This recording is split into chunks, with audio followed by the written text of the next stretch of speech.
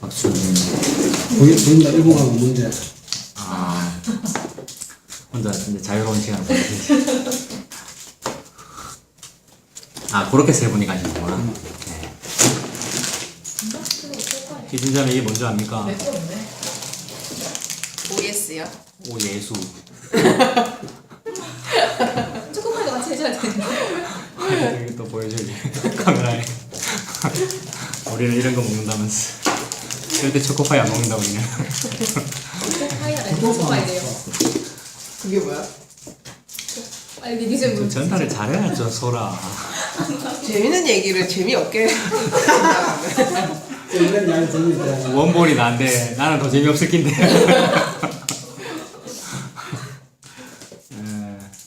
초코파이. 초코파인 거. 아, 선악과. 그런 거 먹으면 안 되고. 초코파이. 오예수 먹어야 된다고. 그거 사투리잖아. 지금 복음이다. 봐라, 박태사 형 복음이라 하잖아. 저꼭 보고. 군대 있을 때, 남자들은 군대 있으면 초코파이 좋아하거든. 그렇지. 근데 저는 싫어했거든요. 이게 이빨이 자꾸 붓고 싫어서. 근데 이거는 맛있더라고요. 네, 진짜. 그래서 초코파이 싫고 나는 OS 보내달라고 그때부터 했는데 벌써 남달랐지 벌써. 아, 그만하자.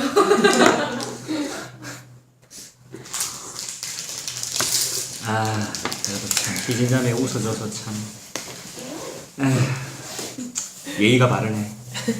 역시 회장이야. 얘기가 바르네요. 와이파이가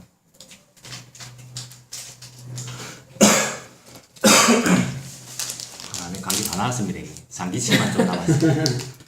요새 독감이 그리 무섭다는데. 유튜브에서 유튜브 데이터 했습니다. 맞습니다. 청년들이 이게 또 가끔씩 독감도 하고 이래야 또 건강해지고.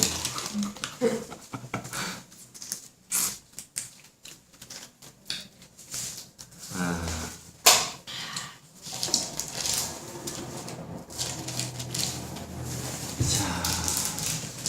자, 누가 간식을 안 먹고 있노? 오해람 선생님. 먹어 있어. 아니, 안 먹고 있으면 기도하시라고. 기도하겠습니다. 하나님 감사합니다. 하나님 오늘도 이 자리에 부르시고 하나님 말씀을 듣고자 합니다. 하나님 우리의 마음 가운데 하나님 말씀을 들을 수 있는 귀를 주시고 그런 마음이 될 수 있도록 우리와 함께하여 주시옵소서. 시간 함께하지 못한 우리 집사님 모두 다 함께하여 주시고 또 이 시간 가운데 하나님 말씀을 잘 깨닫고 또 그 말씀으로 인하여 우리가 우리의 하나님을 향한 하나님께서 우리를 향한 하나님의 뜻을 잘 깨닫고 나아갈 수 있는 시간 될 수 있도록 도와주십시오. 예수님의 이름으로 기도드립니다. 아멘. 자, 오늘 간식 드시면서 좀 편안하게 이야기 나누겠습니다. 저 돌청 있을 때는 설교문을 써갖고 이제 학생들한테 나눠줘가지고 뭐 읽기도 하고 막 그랬었는데요. 어제 오랜만에 한번 써봤거든요. 근데 가만 보니까 프린트를 못 하더라고. 나눠줄 수가 없잖아요. 오늘 어디 복사집이나 어디 들러서 하려다가 그냥 다 올려놨대요. 네, 그냥 거기 카페에 올려놨고 예. 장타대. 보시면 되고 예. 오늘은 이제 저만 보면서 그냥 말씀드릴게요. 설명을 써서 하면 참 편한데 읽으면 되니까. 자, 그 카페에 있는 거 한번 읽어보시면 되고요. 오늘 이거 한번 보면 7장 7장 53절에서 8장 10절. 일주일 내도 막 기침 너무 많이. 자, 요한복음 7장 53절부터 보겠습니다. 그 여기 성경책에 이 장절 있지 않습니까? 숫자. 장절은 원래 하나님이 붙인 거 아니죠, 그죠? 하나님 말씀하실 때 뭐 이런 걸 고려하신 거 아니고 그냥 후대에 이제 출판업자들이 인쇄할 때 이 장절이 있어야 편하잖아요. 책에 페이지가 있어야 편하지 않습니까? 찾기도 편하고. 그래서 이제 편의상 붙인 거고요. 그러다 보니까 좀 비합리적으로 붙여진 게 있을 수 있죠. 문단 구분에 상관없이 막 숫자가 붙어 있는 경우도 있고. 지금도 마찬가지입니다. 7장 53절 돼 있는데 갑자기 막 이상하잖아요. 52절에서 7장이 딱 끝나고 53절부터 8장이면 되는데 숫자가 이상하게 붙은 겁니다. 왜 이렇게 됐는지는 모릅니다. 근데 그런 거 우리는 이제 신경 쓸 필요 없고 그냥 숫자 중요하지 않으니까 그냥 이렇게 됩니다. 그리고 그 7장 53절에 대괄호가 하나 붙어 있죠. 다 각각 그 앞에 괄호가. 그 괄호에 숫자가 붙어 있네요. 그 각주에 보니까 어떤 사본에는 7장 53절부터 8장 11절까지는 없다 이렇게 돼 있죠. 워낙 옛날의 기록이다 보니까 사본도 여러 가지고 지금처럼 뭐 복사기가 있는 것도 아니고 기록이 잘 보존되는 게 아니잖아요. 사본이 여러 가지인데 막 흩어져 있고 찢어지기도 하고 막 그랬을 거 아닙니까? 그러다 보니까 또 어떤 사람 필사하는데 손으로 이렇게 써서 이제 옮기는데 안 적기도 하고 뭐 빠뜨리기도 하고 그랬겠죠. 그 이유는 정확하지 않으나 어쨌든 어떤 사본에는 없다. 하나님의 말씀을 워낙 이제 소중히 여기다 보니까 그러니까 모든 경우의 수를 다 기록해 놓는 거죠. 없는 것도 있다는 말도 기록해 놓는 것이고 그리고 어떤 곳에는 있으니까 또 있다는 말도 해야 되는데 근데 혹시 실수로 있을 수도 있는 거니까 괄호는 해야 되겠다 이런 겁니다. 그러니까 최선을 다해서 이제 하나님 말씀 귀하게 여기다 보니까 모든 경우의 수를 다 고려해가지고 이 66권을 이렇게 이제 편집해 놓은 거죠. 자, 오늘은 그 괄호 부분만 볼 겁니다. 8장 11절에서 괄호가 끝나죠, 그죠? 한번 보십시오. 그죠? 예, 딱 그 이야기. 53절에 시작해가지고 그죠? 예. 11절에 끝이네. 예, 또 어떤 다른 사본에는 여기 없다는 거죠. 여기에는 있는데, 예, 오늘 그 이 부분만 딱 볼 겁니다. 자, 제가 한번 읽어볼게요. 53절부터 여러분 눈으로 보십시오. 다 각각 집으로 돌아가고 예수는 감람산으로 가시니라. 아침에 다시 성전으로 들어오시니 백성이 다 나오는지라 앉으사 그들을 가르치시더니 서기관들과 바리새인들이 음행 중에 잡힌 여자를 끌고 와서 가운데 세우고 예수께 말하되 선생이여 이 여자가 간음하다가 현장에서 잡혔나이다. 모세는 율법에 이러한 여자를 돌로 치라 명하였거니와 선생은 어떻게 말하겠나이까? 그들이 이렇게 말함은 고발할 조건을 얻고자 하여 예수를 시험함이러라. 예수께서 몸을 굽히사 손가락으로 땅에 쓰시니 그들이 묻기를 맞이 아니하는지라. 이에 일어나 이르시되 너희 중에 죄 없는 자가 먼저 돌로 치라 하시고 다시 몸을 굽혀 손가락으로 땅에 쓰시니 그들이 이 말씀을 듣고 양심의 가책을 느껴 어른으로 시작하여 젊은이까지 하나씩 나가고 오직 예수와 그 가운데 섰는 여자만 남았더라. 예수께서 일어나사 여자 외에 아무도 없는 것을 보시고 이르시되 여자여 너를 고발하던 그들이 어디 있느냐 너를 정죄한 자가 없느냐 대답하되 주여 없나이다. 예수께서 이르시되 나도 너를 정죄하지 아니하노니 가서 다시는 죄를 범하지 말라 하시니라. 자, 아멘. 여기까지죠. 자, 이 얘기 너무 유명한 얘기죠. 간음하다가 현장에서 붙잡힌 여자. 그렇죠. 그리고 또 그 당시에 율법을 지키고자 하는 요 유대인들, 특히 서기관이나 바리새인이나 뭐 사두개인이나 뭔가 유대인의 지도자라는 사람들, 그러니까 하나님 잘 믿는다는 사람들이잖아요. 그 사람들이 또 얼마나 이런 거 가지고 송사하기를 좋아합니까? 게다가 예수님이 참 눈에 가신데 예수님에게 무언가 좀 시비를 걸고 싶은데 이런 거 가지고 이제 예수가 뭐라고 반응하는가를 보아서 시비 걸고 싶어서 지금 얘기하고 있는 거죠.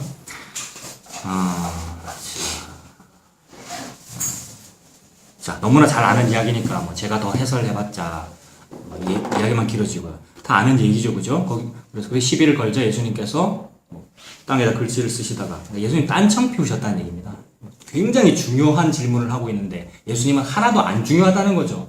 니들의 생각과 내 생각은 다르다, 뭐 그런 의미고요. 땅에 글씨 쓰시다가 누구든지 죄가 없으면 먼저 돌로 한번 쳐봐라.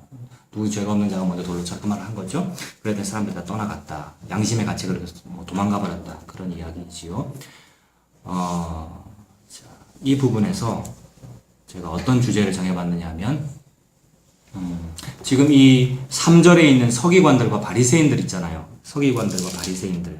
이 사람들은 율법을 굉장히 잘 지키는 사람들이지 않습니까? 진짜 율법 잘 지키는 사람들입니다, 이 사람들. 안식일 되면 절대 안식일에 해서는 안 되는 일 이건 절대 안 하고요. 막 헌금 같은 거 너무 철저하게 하고요. 그래서 그런 걸 잘하는 건 좋은 일인데, 근데 그렇게 잘한 그것이 자기 의가 되어 있는 사람이죠. 나는 이만큼 잘한다. 그러면서 그게 자기 의가 되어 있으니 자기보다 좀 못하거나 그런 걸 안 하는 사람을 보면 정죄를 하는 거죠. 그걸 굉장히 잘하는 사람인데, 이 사람들이 그렇게 율법을 그러니까 이 서기관들과 바리새인들이 볼 때 하나님의 말씀이라는 요거는 이 말씀이 뭐를 목적한다고 생각했길래 이 말씀이 뭐 하라고 준 거라고 생각하길래 이렇게 행동했을까? 서기관과 바리새인들은 그러니까 무슨 생각을 한 거냐면 이 말씀은 나 서기관에게 지키라고 준 거다라고 요렇게 믿기 때문에 이렇게 행동하는 겁니다. 바리새인들도 하나님이 우리 인류에게 말씀을 주신 것은 그대로 지키라고, 이렇게 지키면 복을 얻고 안 지키면 지옥 간다, 안 지키면 화를 입는다 라는 그런 뜻으로 이걸 준 거니까 우린 열심히 지켜야 돼, 열심히 더 읽어야 되고 잘 읽어보고 잘 지켜야 돼, 이렇게 믿는다는 거죠. 서기관과 바리새인들은. 이게 표면적으로 맞잖아요. 그리고 그렇게 신앙생활 하는 사람을 보고 우리는 믿음 좋다 그러잖아요. 참 잘하는 사람이잖아요. 근데 과연 그렇게 했는가, 이제 그거를 한번 오늘 이야기를 나눠보는 겁니다. 서기관하고 바리새인들은 너무나도 진심으로 하나님을 사랑하기 때문에 하나님이 나한테 이 말씀 주신 것은 지켜야 되지. 그래서 그 적혀 있는 대로 하려고 이제 애를 쓴다는 거죠. 그래서 이제 거기서 제가 생각해 본 오늘의 주제는 뭐냐면 성경책의 기능이 뭐겠는가 이겁니다. 말씀의 기능이 뭐겠는가. 서기관들과 바리새인들은 이 말씀의 기능, 목적이 지키라고 주어진 거다. 내가 잘 지켜야 되는 거다. 요거를 기능과 목적이라고 생각하는데 하나님은 과연 뭐라고 생각하실까? 우리 예수님 뭐라고 생각하실까?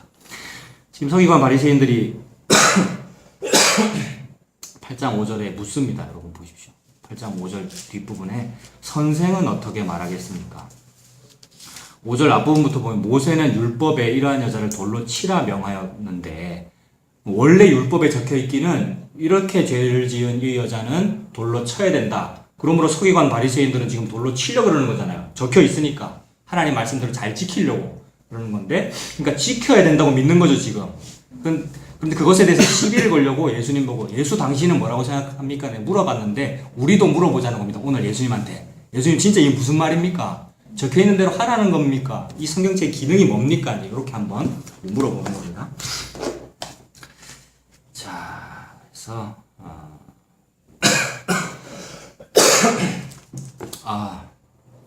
그래서 오늘 제목을 정하기를 선생은 어떻게 말하겠나이까? 율법의 기능, 이렇게 제목을 정해봤어요. 오늘은 율법의 기능에 대해서 알아보겠습니다. 성경에서 율법이라고 하면은 주로 모세오경을 말합니다. 성경책에서 율법책 이렇게 하면은 원래는 5권만 말하거든요. 모세오경, 창출, 레민신. 성경책 제일 앞에 있는 거 창출, 레민신이잖아요. 창세기부터 신명기까지. 그게 이제 모세오경인데 그걸 율법서라고 그럽니다. 근데 율법이라는 말이 하나님이 명령하신 거라는 뜻이잖아요. 하나님이 정해놓은 법이라는 거잖아요. 그러니까 하나님의 입에서 나온 말씀이네요. 근데 그 창출, 레민신 그것만 하나님의 말씀이고 나머지는 하나님의 말씀 아닙니까? 아닙니다. 다른 것도 나머지도 전부 다 하나님의 말씀이잖아요. 그러니까 율법이라는 말과 말씀이라는 말은 사실 같은 말입니다. 장르를 따지자면은 창출, 레민신만 율법이지만 전체적인 의미에서 볼 때 요거 전부가 다 율법이라고요. 이해되십니까? 무슨 말인지? 그래서 율법이라는 말과 말씀이라는 말은 같은 말이죠. 그죠? 예, 서로 구분할 필요 없다고요. 시편 119편 한번 보십시오. 시편 119편.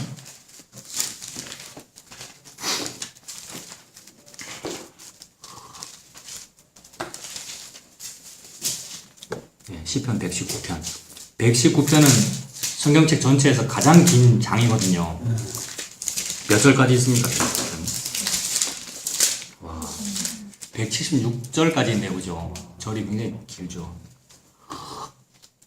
근데 이 176절이나 되는 요 모든 이야기가 똑같은 구절을 반복한 겁니다. 1절부터 176절까지 똑같은 얘기만 계속 반복하고 있는데 이제 공통점을 한번 찾아보세요. 이제 아무데나 그냥 어디를 볼까? 뭐 90절 딱 펴가지고 90절에서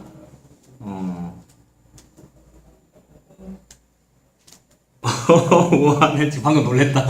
내가 지금 공통점이 있기 때문에 아무데나 그냥 임의로 아무거나 딱 해서 공통 찾을 수 있다 그랬는데 내가 지금 잘 못 찾겠다 지금. 그 89절 한번 보세요. 89절에서 하나님의 말씀에 해당하는 단어 한번 찾아보십시오. 말씀에 해당하는 단어. 89절에는 아예 말씀이라고 그냥 적혀있네요. 그죠? 바로 위로 올라가서 88절에 있는 하나님의 어떤 말씀에 대한 단어 뭐 있습니까? 입의 교훈들이네요. 그죠? 세번역은 좀 다르죠. 뭐라 돼 있어요? 입의 교훈 또 이런 거 비슷하네요.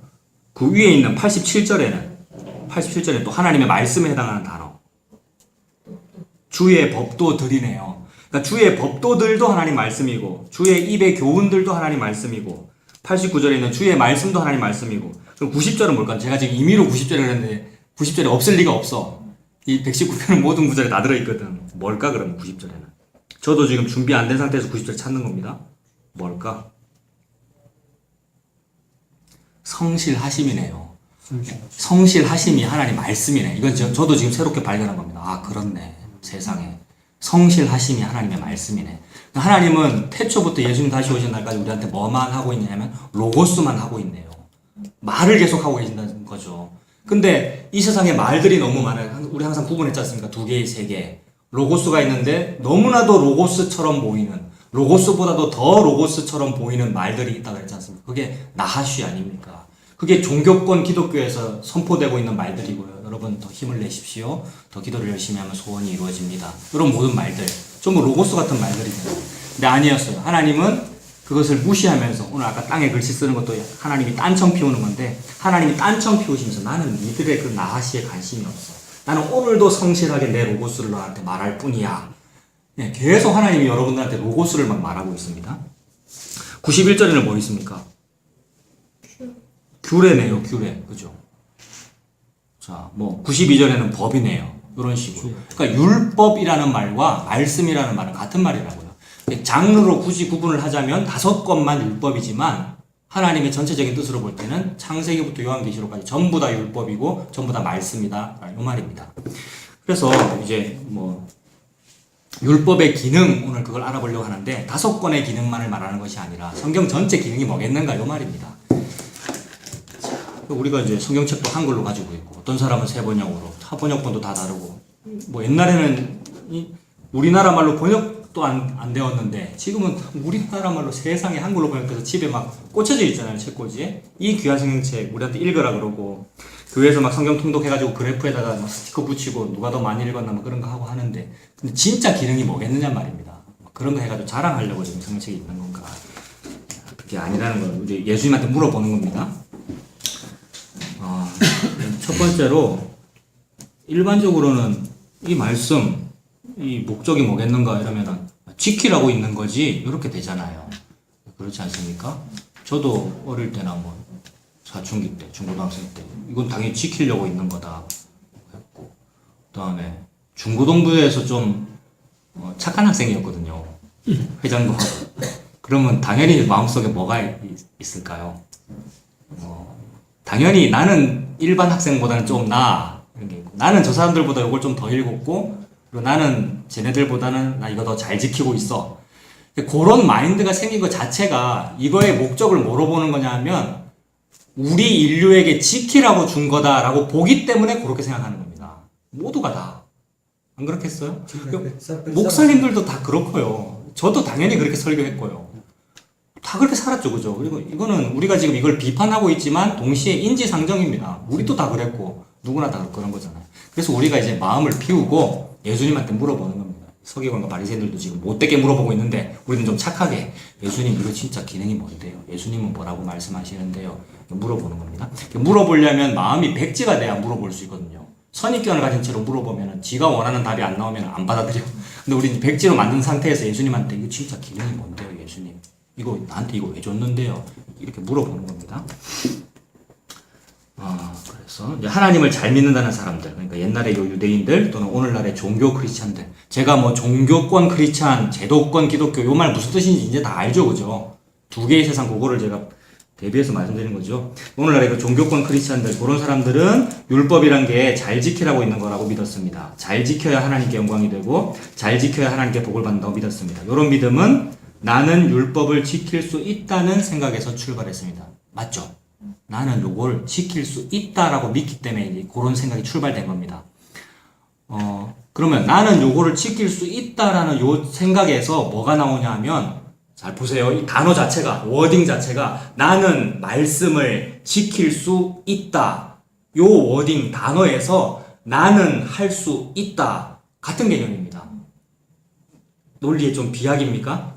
백지 상태로 해서 한번 잘 쌓아보세요, 이거. 그렇잖아요. 나는 요 하나님 말씀을 지킬 수 있어. 요게 이미 자기 자아가 있는 거고요. 흙인 주제. 우리 흙이잖아요.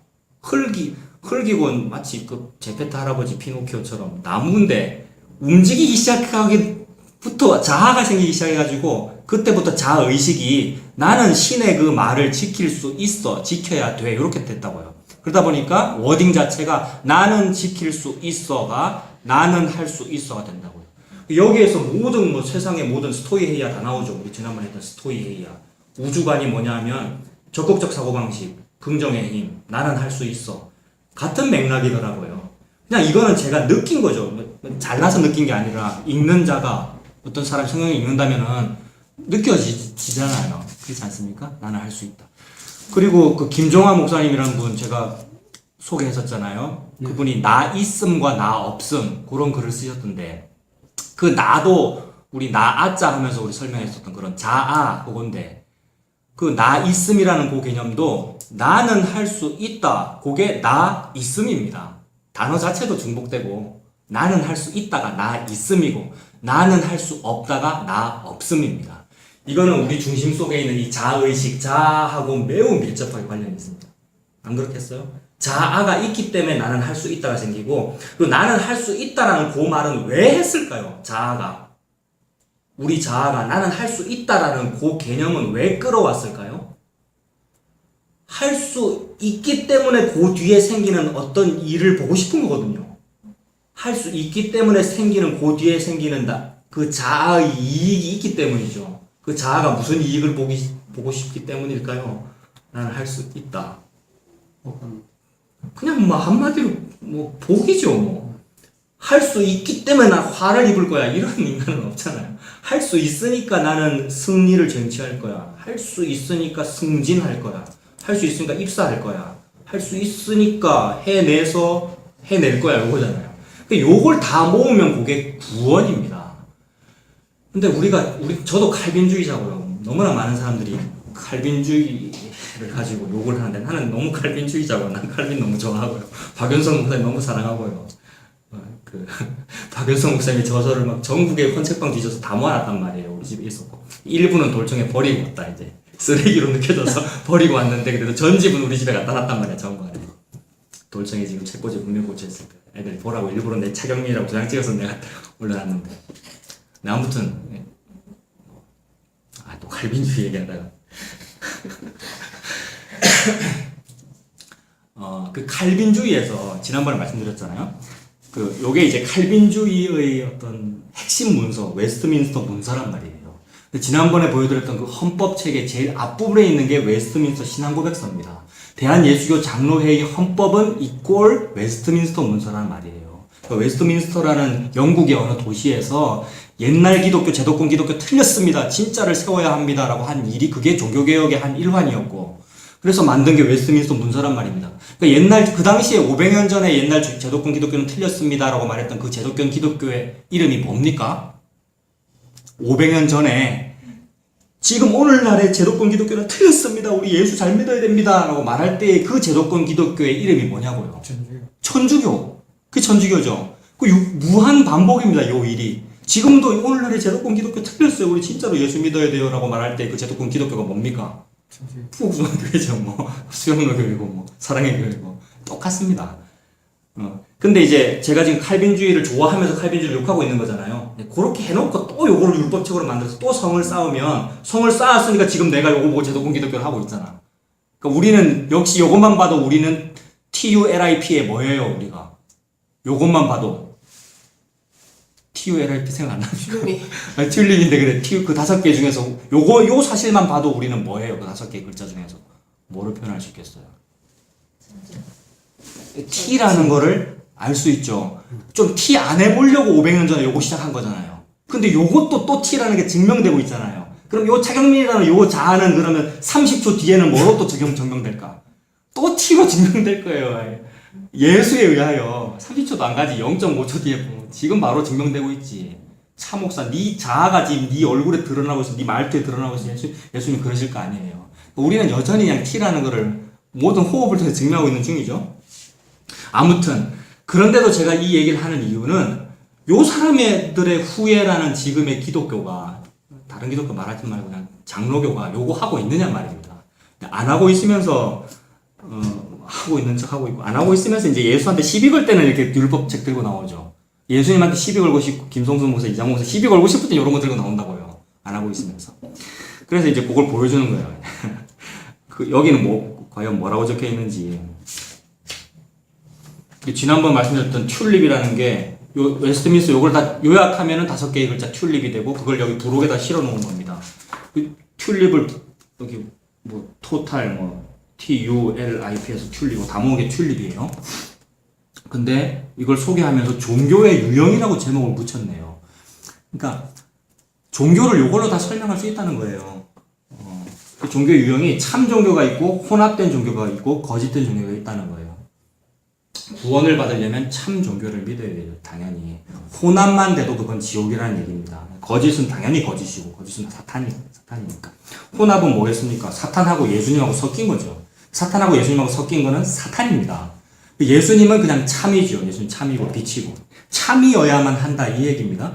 머리 골똘하게 생각해가지고 학자들이 목사들이 오늘 5개를 쓴 거예요. 이렇게 써도 되지도 않지만은 그래서 노력이 가상하잖아요. 꽤 잘한 거죠. 그러니까 그 첫 번째가 전적 타락이라고 해요. 전적 타락, 튤립의 T 그게 토탈 디프레버티고 인간은 모든 면에서 악하다. 요게 나는 할 수 있다라는 그 사상과 정반대 사상이란 말입니다. 나는 할 수 있다가 나에게 괜찮은 면도 좀 있어 요 생각이거든요. 근데 우리 기독교의 정의는 이미 500년 전에 한 정의 더 거슬러 올라가면 아예 1세기, 2세기, 3세기까지 거슬러 올라가고요. 어거스틴도 이런 말을 했으니까 원래 기독교의 정의는 우리는 악해 요게 기독교의 정의인데 우리가 실수했단 말입니다. 우리가 사탄한테 속았고요. 그리고 그 사탄은 무슨 뭐 인상을 쓰거나 무서운 얼굴로 우리를 속인 게 아니고 웃으면서 10시 10분 요런 사상으로 우리를 속였죠. 10시 10분이 뭔지 압니까? 아날로그 시계, 바늘 시계 바늘 시계를 파는 CF 광고를 보면 무슨 뭐 7시 35분으로 돼 있지 않단 말이에요. 시계 바늘이 다 10시 10분으로 돼 있단 말이에요. 그 이유는 이게 긍정의 힘이고 적극적 사고방식 뭔가 좋은 걸 자꾸 보여준다고요. 마케팅이든 뭐든. 사탄은 웃는 얼굴로 좋은 모습으로 우리한테 속였어요. 좋은 모습으로 우리한테 속이려면 아유 박 집사님은 앞으로 할 수 없습니다. 뭐 앞으로 실패를 많이 할 겁니다. 이렇게 말 안 한단 말입니다. 사탄이. 당신은 잘 되실 거예요. 당신은 사랑받기 위해 태어난 사람입니다. 요게 긍정의 힘이잖아요. 적극적 사고방식. 그러니 아예 튤립의 T하고 T부터 아예 안 맞단 말입니다. 사탄하고 우리 기독교하고는. 사탄하고 예수님하고는 정반대인데. 근데 우리 기독교가 가장 열심히 하고 있는 일이 당신은 사랑 요거니까 출발부터 거꾸로 됐다 이 말입니다. 네, 출발부터 거꾸로 됐단 말입니다. 그래서 그 이제 율법을 지킬 수 있다라는 그 생각도 결국 같은 생각이고 아주 시작부터 잘못됐던 이제 그 얘기를 드리려고 말씀드린 거고 그 이야기가 헌법책에 적혀 있는데 헌법을 안 지키더라는 거예요. 이건 정치 이야기하고 똑같죠? 뭐 헌법 1조 1항, 1조 2항 이런 거 안 지키잖아. 모든 주권 국민으로부터 나온다라든지 무슨 대한민국은 민주공화국이다. 민주공화국은 아니잖아. 왕정이고 신정정치였잖아. 지금 알고 봤더니. 그러니까 그런 거죠. 어떤 문서적으로 역사적으로 따지면 이제 그렇다는 겁니다. 그래서 그런 모든 생각이 나는 율법 요 말씀을 지킬 수 있다라는 생각에서 출발했습니다. 지킬 능력이 있다고 믿지 않는다면 지키려고 시도도 안 하겠죠. 근데 사람들이 막 지키려고 시도하는 이유는 지킬 능력이 있다고 믿기 때문이고 그리고 지키면 뭘 받는다고 믿기 때문입니까? 복 받는다고 믿기 때문에 그죠.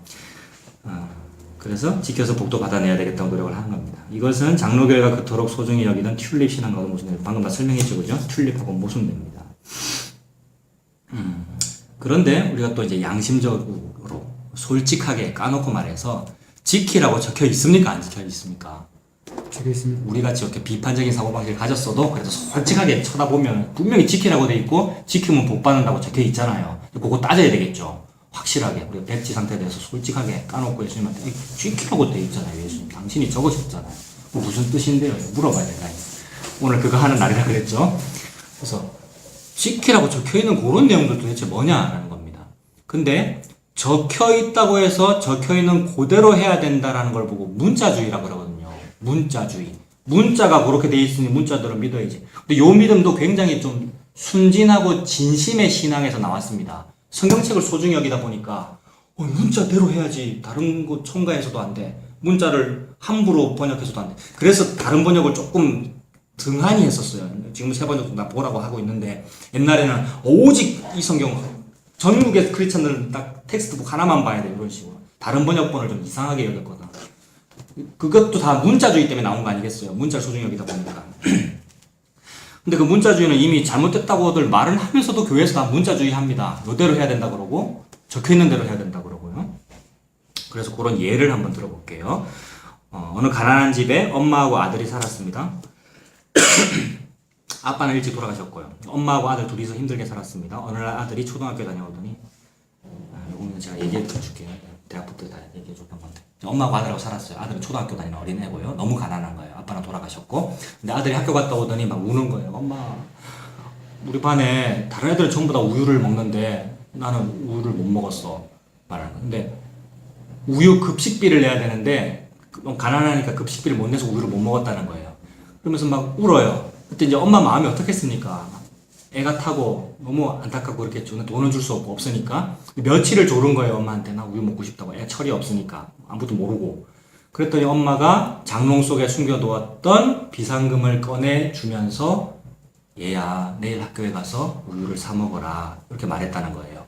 요 이야기가 문서에 기록이 됐다 치고 종이에 우연히 기록이 되었다 치고요. 2000년이 지났어요. 그리고 요 엄마와 아들 이 집안의 후손들이 종교단체가 되었다고 가정을 해보겠습니다. 종교야 종교. 무슨 교라고 그러면 될까? 어머니 교. 애기 엄마를 신으로 믿는 엄마교. 엄마교의 성경책 경전은 그 이야기.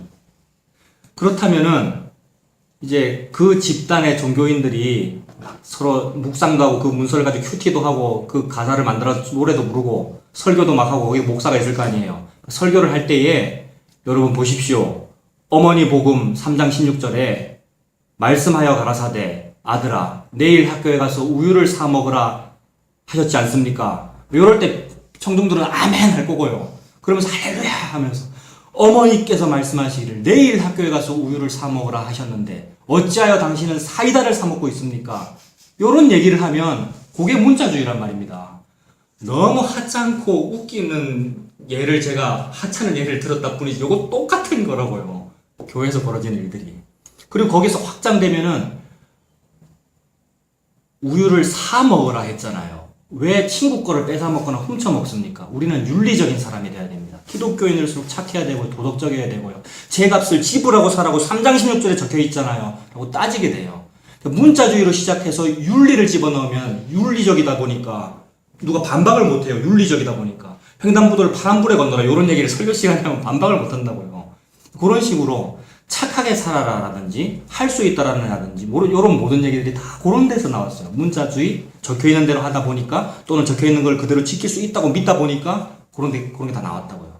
문자주의는 매우 잘못된 폐해임에도 불구하고 그대로 하고 있고 단순하고 순진할수록 그게 믿어지죠. 믿음이 순진할수록 믿어진다고요. 믿음이 나빠서 믿어지는 게 아니고 착한 사람일수록 이대로 하려고 그런다고요. 안 그렇겠어요? 그러다 보니까 실화인데 이거는 실제로 있었던 일인데 사도행전 19장 31절 보십시오. 사도행전 19장 31절.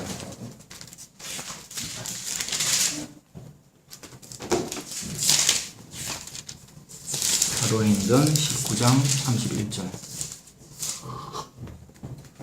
물 더 있어요. 물만 좀. 19장 31절 좀 보십시오.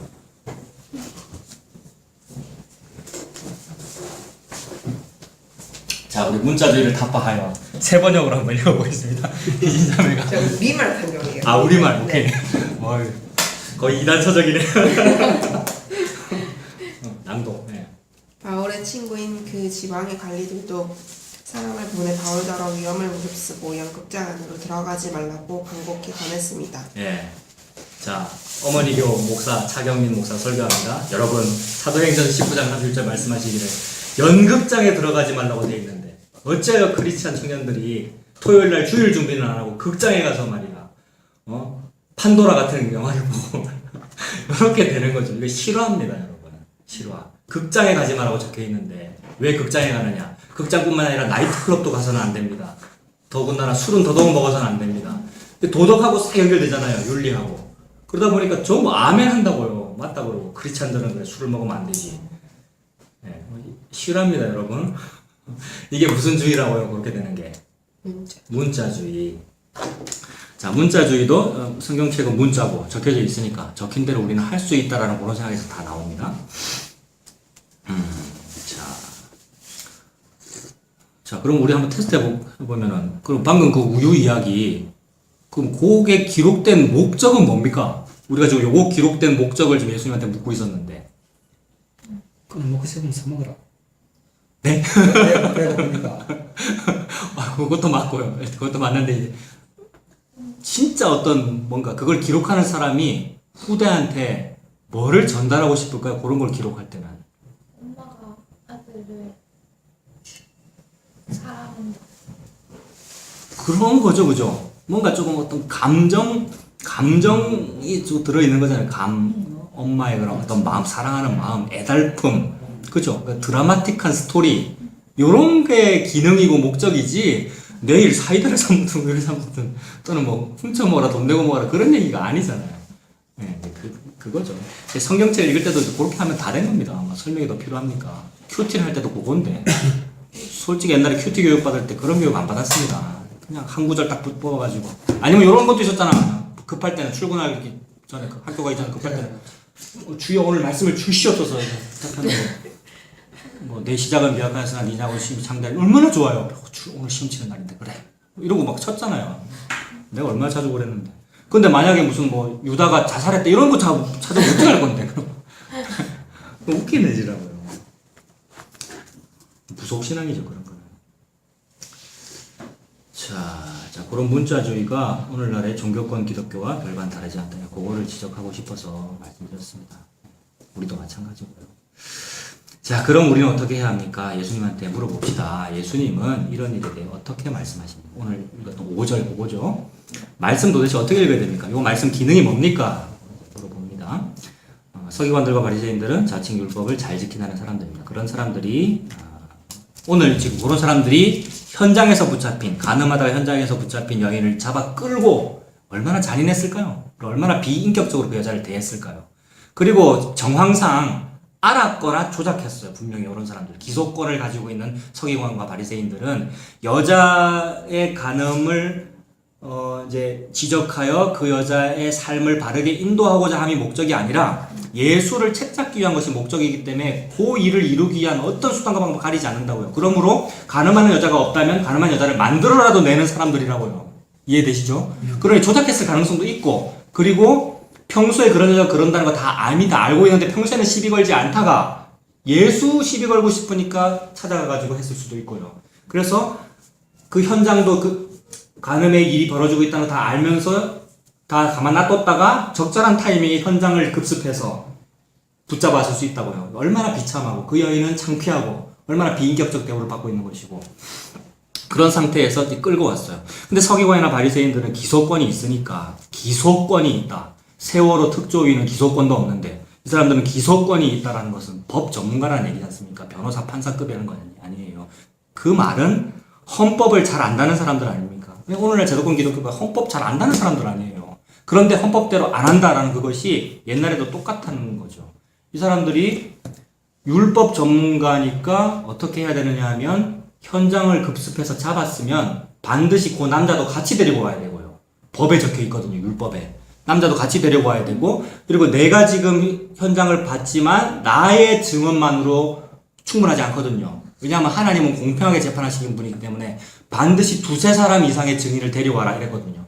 이 사람이 못된 마음으로 누명을 뒤집어 씌웠을 수도 있으니까 2-3사람의 제3자, 이 사람과 관련이 없는, 친인척 관계가 없는 제3자 증인 2-3사람 더 데리고 와서 기소를 해야 된단 말입니다. 그런데 벌써 헌법을 2개를 위반했죠. 율법을. 고래놓고는 자기는 율법 잘 지키는 양 예수님한테 와가지고 율법에 지금 요거 돌로 치라고 그러는데 당신 한번 대답해 보시오 라고 하고 있으니 기소 자체가 성립이 안 되는 거라고요. 그러니 우리 예수님 당연히 땅에다 글씨를 쓰시지요.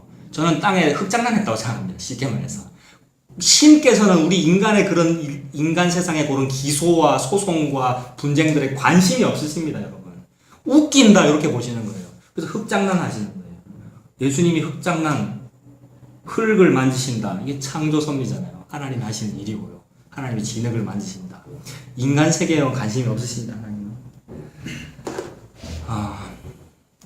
그 율법 어겼다는 그 부분 서기관과 바리새인 이거 다 제가 적어놨는데 민수기 35장, 신명기 17장, 신명기 19장, 레위기 20장 전부 창출 내민신이잖아요.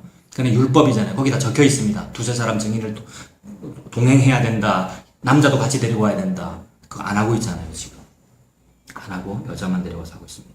절차 자체가 불법입니다. 법을 지킨다는 자들이 이미 법을 안 지키고 있다는 말입니다. 튤립을 믿는다는 자들이 이미 튤립을 버린 오늘날의 현실하고 똑같습니다.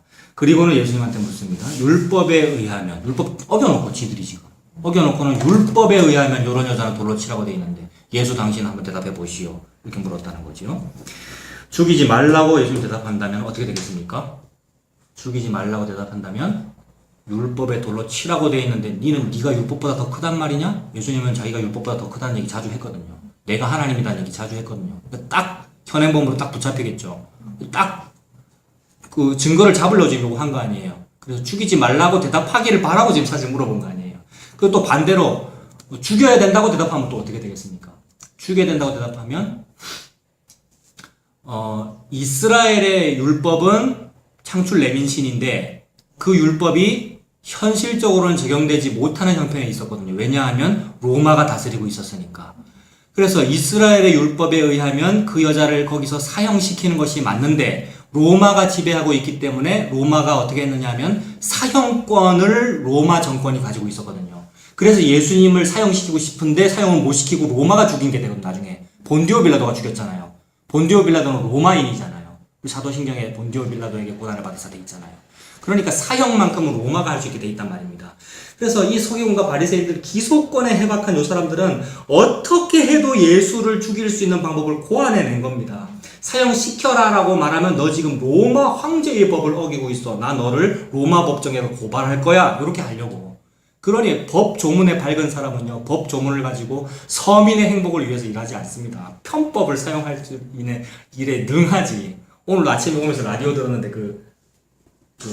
뭡니까? 파산한 변호사. 재심 전문 변호사. 혹시 알아요? 청년 여러분. 박씨인데 박영 뭔가? 삼례 나라 슈퍼 살인 사건 이런 거 압니까? 우리나라에 그런 일 너무 많았어요. 그러니까 조금 지적 장애가 있거나 아니면 사회적 약자거나 이런 사람들이 살인범이나 무슨 어떤 사형에 해당하는 박준형 변호사 그런 범죄인으로 몰려서 그런 사람을 범죄인으로 모는 사람들은 누굴까? 기소권에 해박한 사람들이 몹니다. 법에 해박한 사람들이 몰지 무식한 사람들이 안 몹니다. 무식한 사람은 빨리 자백하죠. 제가 잘못했어요. 근데 자백이 안 나오고 어떻게 하면 그걸 좀 피해 나갈까? 편법을 사용해 피해 나가볼까? 아, 제가 지금 지적 장애가 있네. 제가 그랬다고 속여야 되겠다. 이렇게 된단 말이에요. 그게 지금 여러 수십 년 전에 사형 선고가 났고 무죄 무기징역 이렇게 나가지고 생고생하고 있는데 그래도 억울하다 말도 잘 못해. 그런 사람들은요. 이런 여인은 말도 잘 못한다고. 내가 지금 억울하다 말도 잘 못해. 왜 억울하다 말을 못할까요? 창녀의 일을 하기는 했거든. 지적장애들은 억울하다고 왜 말을 못할까요? 지적장애가 있거든. 장애가 있다 또는 죄가 있다, 내가 무능력하다, 전부 같은 말입니다. 편법을 사용하는 사람들에게는. 그래, 그 약점이죠. 그게 약점을 붙잡고는 이 기소권에 능한 요 사람들 요새 청문회하고 너무 겹친다. 요새 청문회하고 그런 사람들 하고 있는 거죠. 자, 계속 딴 얘기로 그런 얘기로 빠지면 안 되고. 그래서 이제 그런 법에 능하기 때문에 어떻게 해도 예수님이 빠져나가지 못할 구멍을 만드니라고 요렇게 물어본 겁니다. 그러니 우연이 아니라는 거죠. 그런 여자를 데리고 온 것도 우연이 아니고 다 짠 거죠. 짠 거라는 거 상상해 볼 수 있겠죠. 그죠? 그리고 질문을 딱 그렇게 했습니다. 예수님은 요렇게 대답해도 죽고 요렇게 대답해도 죽는 거예요. 그때 우리 예수님, 즉 신께서는, 하나님께서는 무엇을 하고 계시냐 말입니다. 무엇을 하고 계시는가? 흑장난하고 계신다 이겁니다. 저는 그렇게 보입니다. 신께서는 우리 인간 세상의 복잡다단한 일에 대하여 흑장난하고 계신다. 신께서 창조를 하고 계신다. 이걸 보고 섭리라고 하는데, 신의 섭리는 우리 인간의 가치관하고 아예 차원이 다른 안드로메다급의 다른 일입니다. 우리는 막 열심히 하면서 신께서 이거 도와주세요. 이걸 해주세요. 그게 이제 현실의 일들이죠. 수능이고 뭐 시험이고 뭐 복이고 돈이고. 그런데 아예 관심이 없으십니다. 아무리 봐도. 그분은 그분의 섭리를 하고 계실 뿐이에요. 진흙을 가지고 인간을 창조하시는 그 일. 그 시편에 한번 보시면 그러니까 신하고 나하고 무한한 질적 차이가 있다는 건데요. 제가 안드로메다급이라고 그랬잖아요. 무한한 질적 차이가 있다는 건데 인간은 계속해서 그 질적 차이를 줄이려고 합니다. 신하고 내하고 비슷하다. 내가 얘기를 하면 신이 좀 들어준다. 뭐 이런 거. 너무 신하고 친한 거잖아요. 그게 교만이죠. 이거는 무서운 벌을 받을 교만입니다. 감히 신하고 내하고 비슷하다고 여겨서 내가 말을 하면 그분이 들을 거라고 생각하는 거. 시편 2편에 보시면은 2편에 시편 2편에 보시면 어찌하여 이방 나라들이 분노하며 민족들이 헛된 일을 꾸미는가. 모든 나라들과 민족들이 하는 모든 일, 정책, 청문회, 모든 정치, 경제적인 무슨 일, 그 다음에 창조경제, 문화융성, 그 다음에 모든 또, 뭐 제가 우파 정권만 얘기해서 그런데 좌파 정권도 마찬가지. 좌파 정권도 얼마나 많은 캐치프레이즈들이 있습니까? 그럼 모든 캐치프레이즈들이 얼마나 시끄러운가 이 말입니다. 2장 1절. 어찌하여 민족들이 막 분노하고 잘 살아보려고 막 애를 쓰고 분노하고 힘을 쓰고 서로 쟁취하고 민족들이 헛된 일을 꾸미는가. 세상의 군왕들이 나서며 관원들이 서로 꾀하여 여호와와 그의 기름 부음 받은 자를 대적하며 우리가 그들의 맨 것을 끊고 그의 결박을 벗어버리자 하는도다. 그러니까 인간이 하는 모든 일, 지금 서기관과 바리새인들이 신을 향하여 어떻게 말하면 대답해 보이소 물었던 그런 모든 일, 그게 다 신을 향한 공격이고 질문이고 쟁취고 막 그렇단 말입니다. 그것에 대하여 2장 4절 하늘에 계신 이가 웃으시며 주께서 그들을 비웃으시리로다. 저는 이게 이런 말씀이 너무 와닿더라고요. 인간의 모든 복잡다단한 일에 대하여 하늘에 계신 이가 웃으시며 주께서 저희를 비웃으시리로다. 게다가 목사의 설교에 대하여 하늘에 계신 이가 웃으시며 주께서 저희를 비웃으시리로다. 거기다가 지금 이 말을 하고 있는 차목자에 대하여 하늘에 계신 이가 웃으시며 주께서 저희를 비웃으시리로다. 나도 내 죄가 막 보이는데, 그리고 지금 또 이렇게 설교를 하려고 그러면 나는 지금 뭐가 제일 찔리냐면 우리 집사람이 제일 찔리거든요. 나를 너무 잘 아는 사람이 저기 있는데, 근데 저 사람보다 더 잘 아시는 분이 예수님인데, 세상에 그분 앞에 설교를 하고 있는 이 일이 하늘에 계신 이가 웃으시며 주께서 저희를 비웃으시리로다. 너무 다가온다고요. 그래서 그분은 비운 일이라고 흡장난하는 겁니다, 여러분. 그분은 우리를 비운 일이라고 땅에 글씨 쓰는 겁니다. 웃기고 있네, 이렇게 글씨 쓰는 거라고요, 우리 예수님이. 요 맥락 이해되십니까?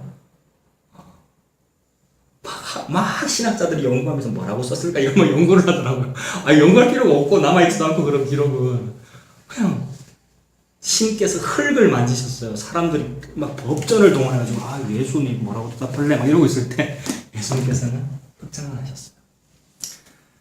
그때 서기관과 바리새인들이 묻기를 맞이 아니하는지라 이렇게 적혀 있습니다. 그 다음 절에 보면 계속해서 반복해서 물었다는 말입니다. 이게 통성기도 같아요, 여러분. 통성. 대답하십시오. 주여 응답하십시오. 결과를 줄시옵소서. 응답하여 줄시옵소서. 너무 괴롭혀요. 네, 신을 너무 괴롭혀요. 금요 철야 때마다, 수요기도 때마다, 주일 때마다 회심 기도를 하면서. 그래서 예수님이 이런 말씀하시고 하나님 이런 말씀하시고 또 하나님이 나는 니들이 드리는 대집회와 성회로 모이는 것과 번제와 화목제와 수양의 기름을 드리는 것에 진물로 막 토가 나온다. 다시는 가져오지 말아라. 이러시잖아요. 그게 우리 예수님 귀를 닫고 땅에 글씨 쓰고 계시는 겁니다. 너무 놀랄 일이죠. 신과 우리는 무한한 질적 차이가 있다는 거. 그래서 내 생각은 니들 생각과 다르고 내 길은 너희 길과 다르다. 이렇게 말씀하시죠. 택함 받은 사람은 이게 가슴 깊이 다가옵니다. 진짜 신과 나는 무한한 차이가 있구나. 근데 택함 받지 못한 사람일수록 또는 깨닫지 못한 사람일수록 신과 나는 친하구나. 예수님은 나를 사랑하셔. 이렇게 되더라고요. 예수님 우리 사랑하는 거 맞습니다, 여러분. 특히 이제 나이가 어릴수록 여러분보다 더 어리면 이런 말에 충격을 받더라고요. 중고등부 애들은 뭐 울더라고요. 예수님은 나 안 사랑한단 말이에요. 맞는데 예수님 우리 사랑하잖아요. 그 사랑이 나를 너무 사랑하기 때문에 나를 비웃는 거라고요. 그래서 나를 너무 사랑하기 때문에 나를 죽여버립니다, 예수님이. 택함 받은 사람은 죽여버려서 구원하고요. 버린 사람은 죽여버려서 지옥에 보냅니다. 그러니 택함 받은 사람이나 버림받은 사람이나 죽임 당한 게 맞습니다. 그 택함 받은 사람이, 그러니까 천국 가는 사람이나 지옥 가는 사람이나 병에 걸리는 게 맞다고요, 여러분. 감기 걸립니까, 안 걸립니까? 다 감기 걸리고 나가다가 지금 교통사고 당할 수 있습니까, 없습니까? 있고요. 교통사고 당하면 우리가 손해입니까? 손해 아닙니다. 겁납니까? 손해 아닙니다, 우리가. 아멘. 함부로 아멘하지 마시고요. 그 이사야 55장 방금 본 건데 또 말씀에 우리 근거를 찾아야 되니까 이사야 55장. 103. 네. 이사야 55장.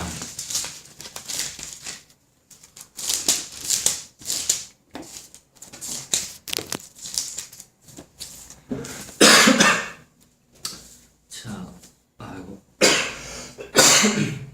아무리 감기에 걸려도 희한하게 설교 때는 기침이 안 나오거든요. 근데 이게 지금 제가 설교라고 긴장을 안 했다고 지금 느끼니까 내 자아가 지금 기침을 하는 거야. 아, 이게 하찮기억이나 봐, 내가 지금. 내 동기는 평소에 말을 더듬는데 설교 때는 말을 안 더듬거든요. 놀랍더라고요, 진짜. 저도 설교 때는 기침 안 하거든요, 감기 걸려도. 오늘 이상하지? 여러분을 쉽게 보는가 봐. 이사야 55장 8절 보시면 이는 내 생각이 너희의 생각과 다르며 내 길은 너희의 길과 다름이니라. 여호와의 말씀이다. 요거죠. 하나님과 우리의 생각 너무 다릅니다. 악인의 생각과 진짜 다르겠죠, 하나님은. 근데 가장 의롭다는 그 사람과도 다릅니다, 우리 하나님은. 그러니 의인의 그 의인이 의가 어찌 의라고 할 수 있습니까? 감히 그분 앞에서. 저는 당신과 다르군요. 이렇게 돼야 되는 겁니다. 저는 당신과 다르군요가 지옥입니다, 여러분. 그분은 천국이니까. 그러니까 우리는 지옥 가도 손해를 안 보는 거란 말입니다. 그리고 모든 사람은 하나님 앞에서 그런 의미에서 문둥병자입니다. 문둥병자는 반드시 정상인 앞에서 입술을 가리고, 그 입술을 가릴 때 이렇게 가리는 겁니다, 여러분. 이렇게. 율법에 의하면 입술을. 이렇게 가린 상태로 말을 해야 되는 겁니다. 그러면 어떻게 되느냐면, 저는 당신과 다르군요. 이렇게 됩니다. 요게 지적 장애인의 상태. 이게 수로보니 여인의 상태. 극도로 낮아진 상태라고요. 어디 감히 거룩한 목소리를 내면서. 그 챈트라 그러거든요. 오호라 너희 모든 목마른 자들아 물로 나오라. 이걸 챈트라 그런다고요. 중세 교회에서 나온 거라고요. 제도권 기독교에서 성경책 그렇게 읽잖아요. 설교 시간에. 자기 목소리 내면 돼. 자기 목소리 있으면서 왜 설교 시간 되면 오르간 파이프 오르간을 하면서 오호라 너희 모든 목마른 자들아. 왜 그러나? 많아요. 그걸 챈트라 그런다고요. 500년 전에 욕했던 거를 지금 하고 있는 거라고요. 500년 전에 카톨릭이 그렇게 했는데 그걸 또 모국어로 안 했습니다. 챈트를 어느 나라 말로 했겠습니까? 라틴어로 했죠. 라틴어로 베리타스 룩스 메아 이러면서 진리가 어떻고 베리타스가 진리거든요. 그 서민들은 알아들어요? 못 알아듣고 아멘 합니다. 근데 오늘날도 마찬가지 아니에요. 설교도 제대로 듣지도 않고 시간 졸아놓고는 아멘하고 목사님 오늘 설교 은혜 받았습니다. 막 이러고요. 이건 아닙니다. 아, 또 성질난다 그러네. 이건 아닙니다, 진짜. 자, 이사야 그 부분 계속 같은 말이죠. 9절에도 이는 하늘이 땅보다 높음 같이 내 길은 너희의 길보다 높으며 내 생각은 너희의 생각보다 높음이니라. 아, 문둥병 얘기하다 그랬죠. 그래, 하여튼 그렇게 그분은 너무 높고 나는 너무 낮다는 얘기잖아요. 8절 9절이. 그분은 정상인이고 그분은 신이고 나는 문둥병 환자다 이겁니다. 그 문둥병 환자는 무슨 뜻이에요? 설경책에서 문둥병 환자 요거는 저주받았다라는 뜻이거든요. 그러니까 지옥 가는 사람이라는 뜻입니다. 문둥병 환자는. 근데 레위기 13장이 문둥병 규례에 대한 성경책인데 문둥병에 걸렸음에도 불구하고 정결하다라고 인정받는 케이스가 있어요. 와, 찾아봐야겠다. 여러분. 보고 넘어갑시다. 레위기 13장.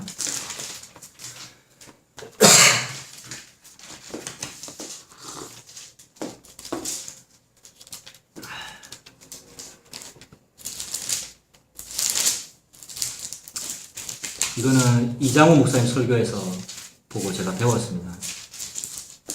우리 또 병건이 이런 친구들이 이장호 목사님 설교 표절한 거냐고 얘기를 해서 내가 밝히는 거예요. 근거를. 13장에 12절 보시면 레위기 찾으셨습니까? 예. 네, 12절에 자, 제사장이 보기에 나병은 문둥병이죠. 나병이 그 번역에는 뭐라고 있어요? 피부병, 악성 피부병. 악성 피부병 돼 있어요.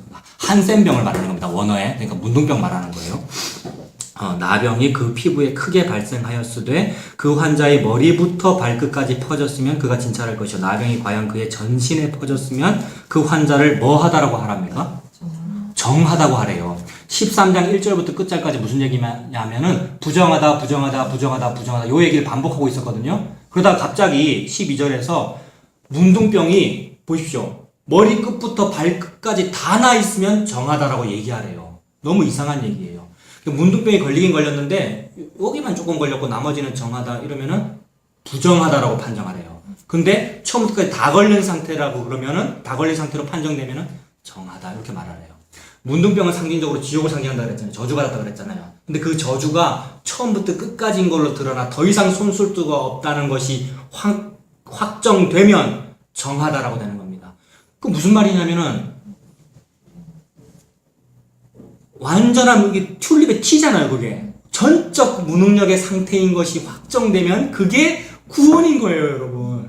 나 죄 있어. 그래. 나 죄가 있고 내가 참 실수가 많아. 근데 내가 예수는 좀 잘 믿습니다. 이렇게 되면 그거 보고 지금 뭐라 그러라고? 부정하다인 거고, 제가 예수를 안 믿네요, 세상에. 저는 진짜 죄인이네요. 설교를 하고 있는 지금 예수를 믿고 성경 공부를 하고 있는 요것도 하늘에서 하나님이 비웃고 계시네요. 라는 것이 증명되면 이것이 머리끝부터 발끝까지 다 문둥병이지 않습니까? 그러니 문둥병 환자는 자동적으로 저는 조금 정상인데요. 이게 안 되고 자동적으로 끝나고요. 저는 부정합니다. 화로다 나여 망하게 되었도다. 이사야 6장. 화로다 나여 망하게 되었도다. 문둥병 환자의 상태를 말하는 거거든요. 그거 보고 재단 숯불 내입 술에 대니 어찌 주저할까 이겁니다. 그때 하나님이 천사를 시켜 재단 숯불을 해가지고 이렇게 하고 있는 입술을 찢었다는 말이거든요. 소독했다는 말입니다. 그러니 지옥 갈 사람을 천국 갈 사람으로 만들어줬다 이 얘기입니다. 천국 갈 수 있는 아무런 능력도 없는 상태를 보고 너 구원이야 이렇게 말합니다. 여러분. 너무 중요한 핵심입니다. 기독교의 핵심 튤립의 T. 전적 타락된 사람이 구원받을 가치가 있는 사람입니다. 근데 나는 그래도 좀 괜찮지. 집안도 좀 괜찮고 아버지 때부터 믿었고 나 어릴 때 성경책을 백독을 했어. 이런 사람들은 예수가 안 믿어지기 때문에 그런 말을 한 거예요. 그러니까 튤립이 안 되기 때문에 그런 말을 한 거예요. 그런 사람은 레위기 13장에 의하여 부정하다는 판정을 받습니다. 근데 도저히 어찌할 수 없는 불치병 38년 동안 한 번도 움직여 본 적이 없는 1m만 가면 베데스다 연못인데 안 들어가지는 상태. 나는 안 움직여져요. 가고 싶은데 다른 사람이 먼저 가나이다 주여의 상태가 된 사람은 예수님이 넣어주는 거 아닙니까? 예수님 넣어줄 필요도 없죠. 일어나 걸어가라 이렇게 된 거 아니에요. 그게 천국 가라 이 말이잖아요. 그게 구원의 상태라고요, 여러분. 그거를 말하고 있는 중인데 세상에 말씀이 그거를 말하고 있는 중인데 그거에 안 보이는 거죠. 얘야 내일 학교에 가서 우유를 사 먹어라라는 그 말의 속뜻이 안 보이고는 봐라 우유를 사 먹으라고 돼 있잖아 라고 하고 있는 중입니다. 설교할 필요가 없어. 설교 다 했습니다. 지금 끝이잖아요. 이게 지금 말씀을 그렇게 보면 되잖아요. 속뜻이 뭔가 지금 결론 먼저 얘기할게요. 오늘 말씀의 기능이 뭐냐 이랬는데 말씀의 기능 예수입니다. 여러분 여기 있네요. 오 예수. 말씀의 기능 나한테 이거 먹을 거라고. 니 왜 맨날 초코파이를 먹고 있어. 자 먹어 오 예수. 먹으라고 준 거란 말이에요. 근데 뭐 안 먹고 뭐 하고 있느냐면 봐라 내일 우유 사 먹어야 돼. 사이다는 절대 안 돼. 그리고 사 먹어야 돼. 정당한 값을 주고. 아브라함이 막벨라고를 사는데 정가를 주고 구입하냐고 적혀있거든요. 창세기에. 정가를 주고 구입해. 이런 도덕적인 사람이 돼야 됩니다. 박 집사님 아시겠죠? 이렇게 하고 있으면 그게 이제 아니잖아요. 설교 더 할 필요 있습니까 여러분? 그렇다 다시. 그 실력을 좀 말씀드리는 거예요. 1시간 했기 때문에. 아이고 예. 자 10분 쉬고 하겠습니다. 남한거 되지? 네? 처음 이야기해서 남한거 될 거야. 아, 네. 뭐가요? 피자 된다. 아 저는 그래서 저는 오늘 기침만 마른 기침이라고